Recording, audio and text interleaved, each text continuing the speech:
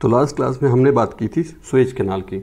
तो Suez canal का जो रूट है ये नॉर्थ से Cape of Good Hope route, जो साउथ अफ्रीका के साउथ वाला जो पार्ट है केप ऑफ गुड होप, तो उस रूट से पहले होकर के जाना होता था। यानी कि ये रहा अपना अफ्रीका, और अगर यहाँ से किसी ट्रेडर को इंडिया अगर जाना है तो वो किस तरह से जाएगा, ऐसे जाएगा। तो यहाँ पे कौन सा पार्ट पड़ रहा है, केप ऑफ गुड होप। और सुएज कैनाल जो है वो कहाँ पास है, वो यहाँ पास है। ठीक तो हमने बात की थी कि सुएज कैनाल में अभी रिसेंटली एक इंसिडेंट हुआ, और वो ये था कि एक बड़ा सा कार्गो शिप जिसका नाम क्या था, एवर गिवन, ये कार्गो शिप का नाम था, जो कि फंस गया। ठीक, थोड़ा सा जो वेदर कंडीशन थी वो ठीक नहीं थी, तो इस तरह से फंस गया। अब इसके फंसने से हुआ क्या कि एक बड़ा सा जैम लग गया, यानी इसके पीछे पीछे जो जहाज़ आ रहे थे सारे के सारे क्या हो गए, सारे जो वेसल्स थे वो रुक गए, और जो इंटरनेशनल ट्रेड जो चल रहा था वो रुक गया। तो अब ये इम्पॉर्टेंट कैसे है, सुएज कैनाल जो है, ये जो रूट है ये इम्पॉर्टेंट कैसे है, क्योंकि ये शॉर्टेस्ट मैरीटाइम रूट प्रोवाइड करता है। कहाँ से कहाँ के लिए, यूरोप से इंडियन ओशियन के लिए। यानी कि जैसा कि ऊपर डायग्राम में दिखाया मैंने, अब यहाँ के ट्रेडर को इस तरफ जाना है अगर, तो ये वाला जो रास्ता होगा ऐसे, ये क्या होगा, शॉर्टेस्ट होगा। तो ये बात हो गई। अब जितना भी इसी तरह से जैसे हमने पनामा भी देखा था, वो भी काफ़ी इंपॉर्टेंट है। तो ये जो सुएज कैनाल है, सुएज कैनाल पूरे वर्ल्ड ट्रेड के वॉल्यूम का कितना परसेंट कवर करता है, 12% कवर करता है। ठीक, और हमने यहाँ पे इसका मैप भी देखा था। तो देखिए, आपको याद रखना है, सबसे पहले तो जो सुएज कैनाल है ये कनेक्ट किसे कर रहा है, मेडिटेरेनियन सी को गल्फ ऑफ आदेन से। ठीक है, और आगे जाएंगे गल्फ ऑफ आदेन आएगा, तो या ये कह सकते हैं इंडियन ओशियन। तो मेडिटेरेनियन सी को किससे कनेक्ट कर रहा है, इंडियन ओशियन से कनेक्ट कर रहा है। अब ये अफ्रीका का इजिप्ट वाला पार्ट हो गया, और ये भी क्या है, इजिप्ट वाला ही पार्ट है ना। इसके बाद फिर इधर इजराइल आ जाएगा। तो अब देखिए यहाँ पे नॉर्थ साइड में इसका एक यहाँ पोर्ट है, पोर्ट साइड। ठीक है, फिर उसके बाद एक और याद रखना है आपको, पोर्ट सुएज। ठीक, तो ये आपको दो लोकेशन है जो याद रखने हैं। तो अब हम थोड़ा सा इसके थोड़ा सा ब्रीफ में इसका डिस्क्रिप्शन और देख लेते हैं।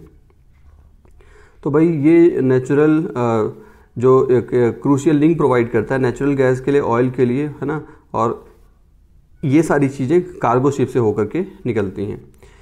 और जो सुएज कैनाल अथॉरिटी है, इजिप्ट का जो सुएज कैनाल अथॉरिटी है, उसके डेटा से ये पता चलता है कि 2020 में लगभग 19,000 शिप्स जो हैं यहाँ से पास करते हैं। यानी कि एक दिन की बात करें तो लगभग आप देख सकते हैं मोर देन 50 शिप्स पास यहाँ से कर रहे हैं। और जो वेट की बात करें अगर, तो लगभग 1.17 बिलियन टन मटेरियल जो गुड्स हैं यहाँ से पास होता है। तो ये कुछ आंकड़े हैं जिससे पता चल रहा है कि इसका इम्पोर्टेंस कैसा है। फिर देखिए, इनकम की अगर बात करें तो ऑब्वियसली इन सब बातों से भी ये अंदाज़ा लग गया होगा कि अच्छी खासी इनकम होती है इससे इजिप्ट को। तो भाई इसमें जो हमारे पास डेटा है वो ये बताया गया है कि लगभग 5.61 बिलियन $US ये इनकम है 1 ईयर का। और ये डेटा तो हमारे पास थोड़ा पुराना है ना। और 2015 में इजिप्ट ने डिसाइड किया कि यार ट्रैफिक इतना ज़्यादा रहता है कि कई बार जो शिप्स होते हैं उनको काफ़ी वेट करना पड़ जाता है, तो ऐसा ना करना पड़े तो उन्होंने और भी इसी तरह से आगे का अपना जो प्रोजेक्ट है उसको जस्ट डबल करने का उन्होंने प्लान बनाया है। तो हो सकता है कुछ और पैसेज वहाँ से बनाने की कोशिश हो। तो ये इन्होंने सोचा है कि 2023 तक ये इनका एक्सपेक्टेड प्लान है कि इसको इस तरह से पूरा कर देंगे। अब अगर बात करें कि स्वेज कैनाल फर्स्ट टाइम कब ओपन हुआ, तो जो इसका फर्स्ट कैनाल का जो काम था ये स्टार्ट हुआ और ओपन हो गया नेविगेशन के लिए 1869 में। और स्टार्टिंग में क्योंकि बहुत बड़ा प्रोजेक्ट था तो इस प्रोजेक्ट पे हाथ डाला था किसने और कंट्रोल किया था किसने, ब्रिटिश और फ्रेंच गवर्नमेंट ने। ठीक है, तो ब्रिटेन और फ्रेंच का इसमें पूरा इन्वॉल्वमेंट था क्योंकि ये बहुत बड़ा प्रोजेक्ट था। तो इसको कोई एक कंट्री, अब आप समझ सकते हैं ये उस टाइम पे सुपर पावर हुआ करते थे वर्ल्ड के। ठीक है, तो वर्ल्ड सुपर पावर इसको कंट्रोल करते थे, लेकिन ऐसा कब तक चला, 150 ईयर तक चला केवल। ठीक, स्टार्ट ओपन कब से हो रहा है, 1869 से। तो यानी कि 150 ईयर्स के बाद फिर क्या हुआ, डिसाइड ये हुआ कि अब ये इजिप्ट के पास चला जाना चाहिए। तो क्योंकि इजिप्ट से ही ये पास होकर के जा रहा, तो इजिप्ट ने इसका नेशनलाइजेशन कर दिया 1956 में।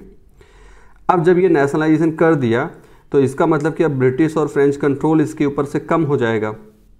और इस टाइम तक यहाँ इंटरनेशनल जो रिलेशन थे वो इस तरह से थे कि ब्रिटेन और फ्रांस और इजराइल इन तीनों ने मिल करके इस पे एक तरह से इनका और इजिप्ट के बीच में एक तरह से वॉर स्टार्ट हो गया। ठीक, तो इसको बोला गया स्वेज क्राइसिस। तो एक इंटरनेशनल क्राइसिस आ गया मिडिल ईस्ट में, और इसमें फिर इंटरफेयर करना पड़ा यूएस को और रसिया को। तो यूएस और रसिया को इसमें इंटरफेयर करना पड़ा और फाइनली इजिप्ट के जो प्रेसिडेंट थे यानी कि गमाल अब्देल नासेर, तो ये जो पलड़ा भारी था वो किन की तरफ गया, इनकी तरफ गया। ठीक है, यानी कि ब्रिटेन और फ्रांस को यहाँ पे झुकना पड़ा और जो डिसीज़न गया वो किन के फेवर में गया, इजिप्ट के फेवर में गया। तो ये थी बात स्वेज क्राइसिस की। तो स्वेज क्राइसिस 1956 की बात हो गई। तो जो इजरायली आर्म्ड फोर्सेस थे उन्होंने बिल्कुल इजिप्ट में जाना स्टार्ट कर दिया था, लेकिन फिर जैसे ही यूएस का और रसिया का, क्योंकि अब इस टाइम तक आफ्टर 1950 अब वर्ल्ड पावर कौन थे, यूएस और रसिया थे। तो जब इनका इन्वॉल्वमेंट हुआ तब जा कर के फिर फाइनली यहाँ से जो फ्रांस और यूएस, यूनाइटेड किंगडम और जो इजराइल थे, इनको विड्रॉ करना पड़ा। ठीक, और पावर किसकी ज़्यादा स्ट्रांग हो गई, नासेर की। इस तरह से इसके अलावा और इसके पहले अब तक के पूरे हिस्ट्री में ये जो कैनाल है क्या कभी बंद हुई, तो हाँ, ये 5 बार ऐसे मौके आ चुके हैं कि जब ये कैनाल बंद हुई है। और लास्ट टाइम जब ये बंद हुई थी तो 8 साल के लिए, और 8 साल के बाद फिर से इसको रीओपन किया गया था 1975 में। तो ये थी बात किसके बारे में, स्वेज कैनाल के बारे में। अब जो है, तो अब थोड़ा सा हम वापस से अफ्रीका में आते हैं। तो अफ्रीका कॉन्टिनेंट जो है, अफ्रीका कॉन्टिनेंट में जैसे अगर हम ह्यूमन हिस्ट्री को स्टडी करें तो यहाँ पे काफ़ी एंशिएंट सिविलाइजेशन हमें यहाँ से एविडेंस मिलते हैं एंशिएंट सिविलाइजेशंस के, और बाकी मॉडर्न जो कल्चर है वो तो अभी चल ही रहा है। तो यहाँ पे जो रिलीजन देखने को मिलता है वो मिलता है एनिमिज्म। और एनिमिज्म जो रिलीजन है ये किस पे बेस्ड है, ये नेचर लव पे बेस्ड है, नेचुरल लव पे, जो नेचुरल ब्रदरहुड है, यानी कि जो अपने आसपास जो प्राकृतिक वस्तुएं होती हैं उनसे प्यार होना चाहिए, ये इसका मेन थीम है। अब इसके बाद आपको 3-4 कुछ वर्ड्स हैं जो याद होने चाहिए। एक आपको वर्ड याद होना चाहिए बुशमैन, एक वर्ड याद होना चाहिए पिग्मी, एक वर्ड याद होना चाहिए बेदुइन्स, और एक वर्ड याद होना चाहिए मसाई। इनका क्या मतलब है, तो देखिए जैसे हमने बना दिया ये अफ्रीका, तो अब कालाहारी वाला जो रीजन है, कालाहारी वाला रीजन कौन सा है, ये है। यहाँ के जो नेटिव्स हैं, ट्राइबल नेटिव्स हैं, इनको क्या बोला जाता है, इनको बोला जाता है बुशमैन। ठीक, इसके बाद कॉन्गो बेसिन कहाँ है, कॉन्गो बेसिन यहाँ है, तो यहाँ के जो ट्राइबल नेटिव्स हैं उनको क्या बोलते हैं, पिग्मी बोलते हैं। फिर इसके बाद सहारा में जो ट्राइबल नेटिव्स हैं उनको क्या बोलते हैं, बेदुइन्स बोलते हैं। और ईस्टर्न अफ्रीका में यानी कि इस जगह पे जो ट्राइबल नेटिव्स हैं उनको क्या बोलते हैं, मसाई। तो आपको ये याद रखना है, ऊपर बी और नीचे भी बी, और बीच में क्या रहेगा, पीएम रहेगा। ठीक है भाई, बीच में कौन है, पीएम है, ऊपर भी बी है, नीचे भी बी। ऊपर बी का मतलब क्या हुआ, ऊपर बी का मतलब हुआ बिदोइंस, और नीचे वाले बी का मतलब क्या हुआ, बुशमैन। नीचे वाले का बुशमैन, ऊपर वाले का बिदोइंस। और पीएम का मतलब क्या हुआ, पिग्मी एंड मसाई। तो ये हो गया कुछ ट्राइबल नेटिव्स हैं उनके नाम। अब जो अफ्रीका है उसका जो 3/4 पॉपुलेशन है, जो 3/4 पॉपुलेशन वो कैसा है, ब्लैक है, ठीक है। तो यूरोपियंस ने जब अपना यहाँ पे कॉलोनी वगैरह बनाया तो इन्होंने देखा कि यार हर तरफ यहाँ पे ये ब्लैक पीपल दिखाई देते हैं और पूरा ये डेंस फॉरेस्ट से कवर्ड है, और इसको फिर अफ्रीका के साथ यूरोपियंस का इंट्रैक्शन भी बाद में हुआ था। इन सब रीजन्स की वजह से इसको इन्होंने ब्लैक कॉन्टिनेंट बोलना स्टार्ट कर दिया, डार्क कॉन्टिनेंट। अब इस कॉन्टिनेंट की अगर हम पॉपुलेशन डिस्ट्रीब्यूशन की बात करें तो हमें रीजन्स पता होने चाहिए जो डेंसली पॉपुलेटेड हैं। तो देखिए डेंसली पॉपुलेटेड जो एरिया है वो नाइल वैली का है, जो नील घाटी का, नील नदी की जो घाटी का जो एरिया है वो डेंसली पॉपुलेटेड है, ठीक है। यानी कि इजिप्ट वाला जो पार्ट हुआ वहाँ की बात चल रही है। जैसे अगर आपको मैपिंग याद नहीं आ रही तो आप ऐसे देख सकते हैं, ये नाइल रिवर है इस टाइप से, ठीक है। तो इसके अलावा जो वेस्टर्न अफ्रीका वाला पार्ट है और जो साउथ ईस्टर्न हिली रीजन है वहाँ क्या है, वहाँ एग्रीकल्चर प्रोमिनेंट है और वहाँ भी जो पॉपुलेशन की डेंसिटी है अच्छी खासी है। तो इसका मतलब कहाँ कहाँ की बात चल रही है, अगर हम पॉपुलेशन जहाँ ज़्यादा है वो वाले एरियाज़ को दिखाना चाहें तो कहाँ दिखा सकते हैं, रेड कलर्स में दिखाता हूँ। तो देखिए एक तो ये वाला रीजन हो गया, एक ये वाला रीजन हो गया और एक ये वाला रीजन हो गया। ये 3 रीजन जो आप देख रहे हैं यहाँ पे पॉपुलेशन डेंसिटी अच्छी खासी है और यहाँ एग्रीकल्चर भी यहाँ पे प्रोमिनेंट है।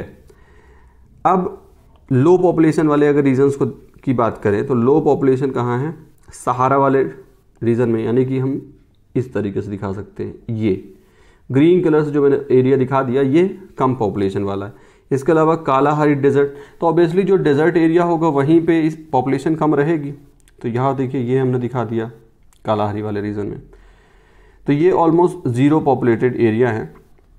इसके अलावा जो सेंट्रल पार्ट है, जो कॉन्गो बेसिन वाला पार्ट है, यानी इक्वेटर जहाँ से पास करता है, ये वाला जो पार्ट है यहाँ भी पॉपुलेशन कम है। 0 तो नहीं कह सकते लेकिन कम है, क्योंकि यहाँ क्या है, ये डेंस इक्वेटोरियल रेन फॉरेस्ट से कवर्ड है। तो यहाँ का जो क्लाइमेट है बिल्कुल जो नॉर्मल पीपल है उनके लिए बिल्कुल भी फेवरेबल नहीं है, बहुत अनहेल्दी क्लाइमेट है। तो ये हो गई बात पॉपुलेशन डिस्ट्रीब्यूशन की। चलिए अब कुछ फैक्ट्स और देखते हैं। हमने देखा था सूडान में जो साउथ सूडान है ये यहाँ का सबसे कहना चाहिए नया स्टेट है, यंगेस्ट स्टेट है, सबसे बाद में बनने वाला नेशन है, यंगेस्ट स्टेट है। और ये 193rd मेंबर यूएनओ का ये बना और इंडिपेंडेंट स्टेट का इसको जो स्टेटस मिला वो 2011 में मिला। और यहाँ की कैपिटल क्या है, जुबा यहाँ का कैपिटल है। और यहाँ का मेन जो पॉपुलेशन है वो कैसा है, क्रिश्चियन डोमिनेटेड स्टेट है, ठीक। चलिए भाई, और लुआंडा यहाँ का अंगोला का जो है, यहाँ का नहीं, अंगोला का कैपिटल है लुआंडा। और लुआंडा में क्या है कि अचानक से यहाँ पे पॉपुलेशन का, सिटी का जो पॉपुलेशन है बढ़ता ही गया है ना। पॉपुलेशन ग्रोथ होने के पीछे रीज़न ये था कि यहाँ पे बहुत ज़्यादा इमिग्रेशन हुआ और इस वजह से ये जो सिटी थी अचानक से इसमें पॉपुलेशन बहुत ज़्यादा हो गया। तो ये सिटी ऐसी है कि यहाँ का जो एक्सपेंस है बहुत ज़्यादा हो गया कि भाई अगर पॉपुलेशन बहुत ज़्यादा है, एरिया छोटा है, तो फिर वो क्या हो जाएगा, एक्सपेंसिव हो जाएगा। तो ये वर्ल्ड में one of the most expensive cities में आता है, कौन, लुआंडा। तो ये याद रखना है, कॉस्ट ऑफ लिविंग यहाँ का काफ़ी ज़्यादा है। अब थोड़ा कुछ हम जो स्टेट्स हैं, कंट्रीज़ हैं, उनको अलग अलग एक एक करके थोड़ा बात कर लेते हैं थोड़ा। तो हम बात करने वाले हैं डीआरसी की, democratic republic of Congo, DRC, democratic republic of Congo, Zaire. तो देखिए ये हम, आपको ऐसे सारा लोकेशन याद रहना चाहिए। हम इसकी बात करने वाले हैं यहाँ कहीं, हाँ ये वाले रीजन में इधर। तो डीआरसी की हम बात करने वाले हैं। तो DRC जो है, ज़ायरे इसका पुराना नाम है और इसको डेमोक्रेटिक रिपब्लिक ऑफ कॉन्गो भी बोलते हैं। कॉन्गो बेसिन में लोकेटेड है। सॉरी। तो ये जो एरिया है, आप इसका मैप भी ज़रा देख लीजिए एक बार, उसके बाद हम बात करते हैं। ये देखिए, तो अगर हम बनाएं अफ्रीका को, ये तो अफ्रीका में ये रहा हमारा ज़ायरे, ठीक है। तो ये हमारा क्या है, अटलांटिक ओशियन है, और इस तरफ फिर यहाँ पे इधर इंडियन ओशन आ जाएगा। तो ये जो अपना ज़ायरे है, ज़ायरे का थोड़ा सा पार्ट जो है वो ओशियन से कनेक्टेड है। ये आप देख सकते हैं, इतना छोटा सा पार्ट है ये। यानी कि वैसे तो ये जो पूरा कंट्री है ये कॉन्टिनेंट के अंदर है, लेकिन यहाँ पास थोड़ी सी इसको जगह मिल गई है कि इसको कॉन्गो रिवर जो है जहाँ से होके निकल रही है, बस यही जगह थोड़ी सी मिली है, जिससे ये कहना चाहिए कनेक्टेड है किससे, साउथ अटलांटिक ओशियन से, ठीक। अब यहाँ पे देखिए जिनको हमने, और ये भी देख सकते हैं आप इसके सराउंडिंग में कौन कौन सी कंट्रीज़ है। तो इधर सूडान है, इधर कार है, हाँ, सेंट्रल अफ्रीकन रिपब्लिक, इधर कैमरून भी है, हालांकि कनेक्टेड नहीं है, और कॉन्गो हो गया ये, Republic of the Congo, sorry. इधर अंगोला हो गया, इधर ज़ाम्बिया हो गया, इधर तंजानिया हो गया, ठीक है। इधर युगांडा, ये युगांडा, इधर रवांडा, इधर बुरुंडी है ना, युगांडा, रवांडा, बुरुंडी, तंजानिया, इधर ज़ाम्बिया हो गया, अंगोला हो गया, और इधर कॉन्गो हो गया, इधर कार हो गया, इधर सूडान हो गया। तो ये सारी लोकेशन है। अब हम बात करते हैं इसके कंट्री के अंदर की इम्पोर्टेंट लोकेशंस। तो देखिए सबसे पहले आप यहाँ देखिए कॉन्गो रिवर को ही देख लीजिए आप। तो भाई कॉन्गो रिवर जो है इक्वेटर, यहीं से इक्वेटर पास होता है, और ये कॉन्गो रिवर उसको 2 बार क्रॉस करती है। जैसे अगर ये इक्वेटर निकालना चाहें, ये जैसे निकाला मैंने, तो 1 मिनट, ये जैसे निकाला तो इसको 2 बार क्रॉस करेगा। एक तो ये हो गया कॉन्गो रिवर। फिर कॉन्गो रिवर के बाद ये देखिए इधर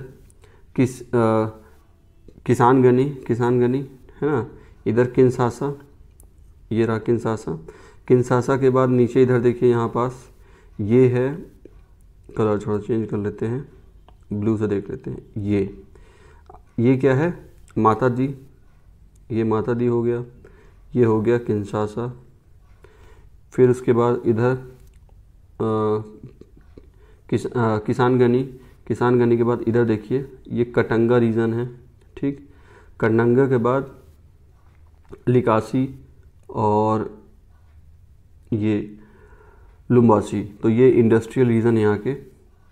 तो अब आपको ये नेम याद रखने हैं। क्या क्या याद रखना है, कॉन्गो रिवर तो हो ही गई, इधर था किसान गनी, इसके बाद कटंगा था, उसके बाद लिकासी था, उसके बाद लुबुम्बासी था, उसके बाद मातादी था, उसके बाद किंशासा। तो ये कुछ इम्पॉर्टेंट लोकेशंस हो गई। अब बात करते हैं ज़ायरे के बारे में। तो जैसा कि हमने इसकी बात कर ही ली कि ये जो कंट्री है ये कोस्टल एरिया से तो दूर है ना, फार फ्रॉम कोस्टल एरिया, लेकिन जो रिवर ज़ायरे है या जो कॉन्गो रिवर है वो एक वाटरवे प्रोवाइड करता है कहाँ तक जाने के लिए, अटलांटिक ओशन तक जाने के लिए, ठीक। और जैसा कि हमने बताया इसका एंशिएंट नेम क्या है, ज़ायरे है। और पहले ये जो कंट्री है पहले किसके अंडर में थी, बेल्जियम। जैसे हम कहें कि इंडिया पहले किसके अंडर में था, तो भाई ब्रिटेन के अंडर में था। तो इसी तरीके से ज़ायरे किसके अंडर में था, किस यूरोपियन कंट्री के अंडर में, बेल्जियम। और ख़ास बात ये है कि इस कंट्री को फ्रीडम कैसे मिला है, वॉयलेंट मीन्स से, है ना, काफ़ी मारकाट हुई है, उसके बाद जा कर के इसको इंडिपेंडेंस मिला है। हालांकि इंडिया में भी ऐसा रहा, बट फिर भी यहाँ तो मतलब वॉयलेंट मीन्स से ही हुआ है केवल। और यहाँ के जो रहने वाले लोग हैं, या अफ्रीका का ये वाला जो रीजन है वहाँ बंतू ट्राइब के लोग रहते हैं। बंतू ट्राइब, इनकी लैंग्वेज का नाम भी बंतू है, इनकी लैंग्वेज का नाम भी बंतू है। और लगभग 50 मिलियन पॉपुलेशन है वर्ल्ड में जो बंतू लैंग्वेज बोलती है। और जैसा कि हमने बता दिया कि इसका लोकेशन कहाँ है, इसका लोकेशन है इक्वेटर के पास, है ना, इक्वेटर यहाँ से पास होता है। तो यहाँ का क्लाइमेट कैसा है, बिल्कुल ही अच्छा नहीं है, हॉट है, ह्यूमिड है, यानी टेम्परेचर भी ज़्यादा है, ह्यूमिडिटी भी बहुत ज़्यादा है, ठीक। और जो वेजिटेशन है उसका डेंसिटी इतना ज़्यादा है कि वहाँ ना तो इस वेजिटेशन का ठीक तरह से यूटिलाइजेशन किया जा सकता है और ना वहाँ ठीक तरीके से पहुँचा जा सकता है ना। तो जाने के लिए भी दिक्कत है और पहुँच भी गए तो यूटिलाइजेशन कैसे करेंगे, क्योंकि एक छोटे से एरिया में ही बहुत अलग अलग तरह के वेजिटेशन है। और हमें पता है कि जब कमर्शियल एक्सप्लॉइटेशन किसी वेजिटेशन का करना होता है तो उसके लिए क्या करना चाहिए, उसके लिए आइडियल कंडीशन है कि यार एक एरिया में एक तरह के ही पेड़ होने चाहिए। अब हर तरह के मिक्स्ड अगर वहाँ पे प्लांट्स होंगे तो उसका यूटिलाइजेशन करना मुश्किल हो जाता है, तो ये प्रॉब्लम है। तो अब इक्वेटोरियल रेन फॉरेस्ट यहाँ पूरा अच्छा इसका एरिया मिलेगा और इसी वजह से ये सोर्स रहेगा किसका, हार्डवुड का। और जैसे मान लीजिए कि ये ओहो अफ्रीका अच्छा नहीं बना, ये ओहो ये भी अच्छा नहीं बना, कोई बात नहीं। जैसे माना कि हम ये इस एरिया की बात कर रहे हैं, ठीक है, ये एरिया तो क्या हो गया, ये तो इक्वेटर वाला एरिया हो गया। अब इस इक्वेटर वाले एरिया के चारों तरफ, यानी कि ऐसे हम यहाँ की बात कर रहे हैं, यहाँ क्या है, यहाँ सवाना ग्रासलैंड है, यहाँ थोड़ा बारिश कंपैरेटिवली कम है। तो ये जो सवाना ग्रासलैंड दोनों साइड है ना, दोनों साइड है ऊपर नीचे, यहाँ काफ़ी वैरायटी ऑफ एनिमल्स मिलते हैं। तो दुनिया भर के जो लोग शिकारी, जिनको शिकार करने का बड़ा शौक रहता है, वो कहाँ जाते हैं, यहीं जाते हैं। तो क्योंकि यहाँ हर तरह के एनिमल्स वगैरह मिल जाते हैं, इस वजह से इसी वजह से DRC को, यानी डेमोक्रेटिक रिपब्लिक ऑफ कॉन्गो को और क्या कहा जाता है, जिजांटिक जू, ये बहुत बड़ा चिड़ियाघर कहा जाता है। अच्छा भाई, अब वैसे तो जो DRC है वो एक क्या है, लो लाइंग प्लेन है, लो लाइंग प्लेन कंट्री, यानी हाइट यहाँ की बहुत ज़्यादा नहीं है। लेकिन इसके बाद भी अगर प्लेन है, अगर हम कहते हैं कि भाई कोई देश है और वहाँ पे मैदान काफ़ी ज़्यादा है, तो ऐसा लगता है कि फिर वहाँ पे अच्छा फिर खेती अच्छी होती होगी, लेकिन फिर भी ऐसा नहीं है, क्योंकि बड़े एरिया में क्या है कि डेंस फॉरेस्ट फैले हुए हैं, जंगल है पूरा। तो इस वजह से केवल 20%, इस देश का केवल 20% लैंड पार्ट ही ऐसा है जो कि अंडर कल्टीवेशन है, यानी खेती केवल कहाँ होती है, 20% में होती है। अब किसकी खेती होती है, राइस की होती है, मेज़ की होती है, कसावा की होती है, कसावा का पिक्चर हमने लास्ट क्लास में दिखाया था आपको, ज्वार की होती है। तो ये सारे यहाँ के मेजर फूड क्रॉप्स हैं। मेज जो है वो काफ़ी इंपॉर्टेंट है सवाना रीजन के लिए, सवाना रीजन का एक इम्पॉर्टेंट क्रॉप है ये। और यहाँ की जो इम्पॉर्टेंट कैश क्रॉप्स हैं, ध्यान रखिएगा, कैश क्रॉप्स यानी वो क्रॉप्स जिनको कि जो फार्मर होता है वो अपने लाइवलीहुड के लिए नहीं तैयार करता है, उसको बेचने के लिए तैयार करता है, ठीक है, कमर्शियल पर्पज़ के लिए। तो जो कैश क्रॉप्स हैं वो क्या है यहाँ की, रबर है, कॉफ़ी है, कॉटन है, ऑयल पाम है, ठीक। तो ये सब किसके लिए उगाई जाती है, ये एक्सपोर्ट के लिए, एक्सपोर्ट पर्पज़ के लिए, अपने जीविका या यापन के लिए नहीं, है ना। जैसे अपने इंडिया में चावल हो गया, गेहूं हो गया, ये सब क्या है, ये सब अपने जीविका यापन के लिए उगाया जाता है।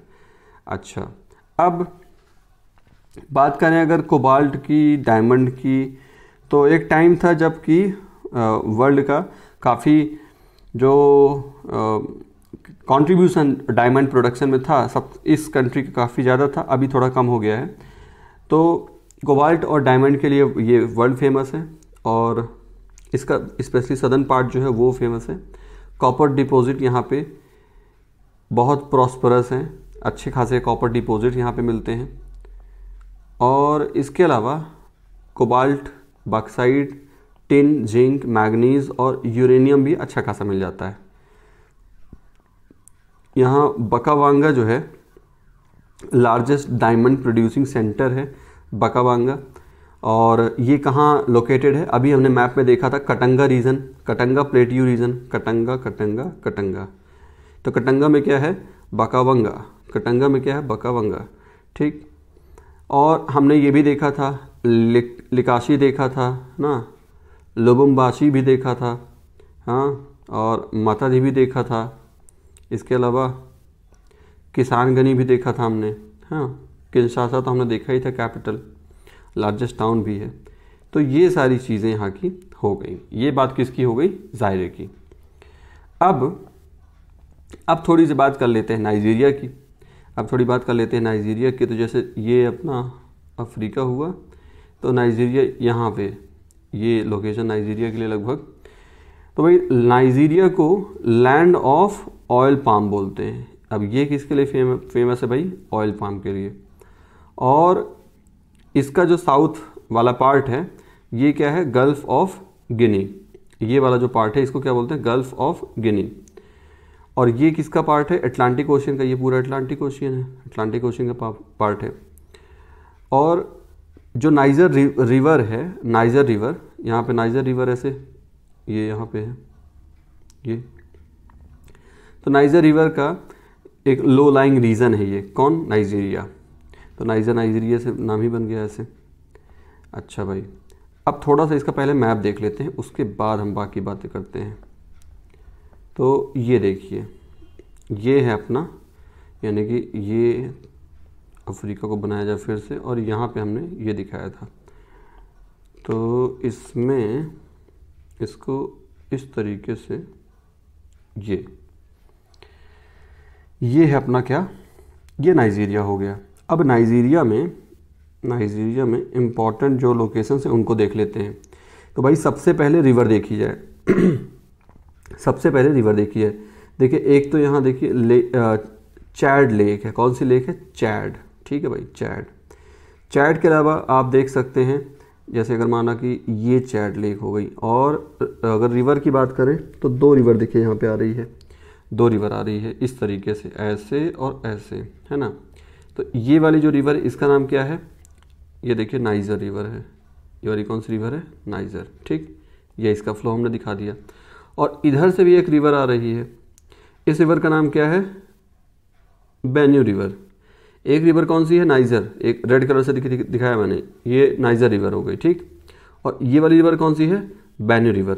दोनों ज्वाइन हो जाएंगी और फिर नाइजर रिवर फाइनली जाके कहाँ टर्मिनेट होगी, अटलांटिक ओशियन में। और यहाँ पास ये वाला जो रीजन है यही क्या है, gulf of Guinea. Atlantic ocean का ये वाला जो रीजन है इसको क्या बोलते हैं, गल्फ ऑफ गिनी, ठीक है भाई, गिनी। अब इसके बाद और इम्पॉर्टेंट लोकेशंस कौन कौन सी हैं वो देखिए ज़रा। तो एक तो कैपिटल ही देख लीजिए, अबूजा। एक तो क्या है, अबूजा, ये रेड से मैंने बनाया, ठीक, अबूजा। अब भाई अबूजा के अलावा और भी लोकेशंस हैं इंपॉर्टेंट, उनको देख लेते हैं। तो देखिए एक जो ब्लू कलर से हैं उनको सबको देख लेते हैं। तो ये हो गया भाई अपना कानो, एक क्या हो गया, कानो के बाद कानो, उसके बाद काडूना, फिर उसके बाद जोस, ठीक है भाई, जोस के बाद इबादान, ये रहा इबादान, उसके बाद लागोस। फिर से एक बार देखते हैं हमने कौन कौन सा नाम लिए। हमने बोला पहले कानो के बाद कादूना के बाद इबादान के बाद लागोस, और अबूजा भी ले लेते हैं, ये अबूजा, ठीक है। फिर से देखिए एक बार। तो हमने कहा के फॉर है कानो, फिर अगला के क्या है, कादूना, फिर उसके बाद क्या है, अबूजा, अच्छा जोस यहाँ पर आ गया, जोस, उसके बाद अबूजा, और उसके बाद इबादान के बाद लागोस। तो मैं ये नहीं कह रहा कि बिल्कुल इसका सीक्वेंस में ही लोकेशन पता होना चाहिए, बट अभी यहाँ पे तो ज़्यादा दिख नहीं रहे तो इनको याद किया जा सकता है। अच्छा है, एक और बात, यहाँ है पोर्ट हरकोर्ट, इधर है पोर्ट हरकोर्ट, ठीक है भाई। और बाकी 2 रिवर्स हो ही गई यहाँ पे, एक अपनी नाइजर और एक बेन्यू। और यहाँ पे देखिए कैंज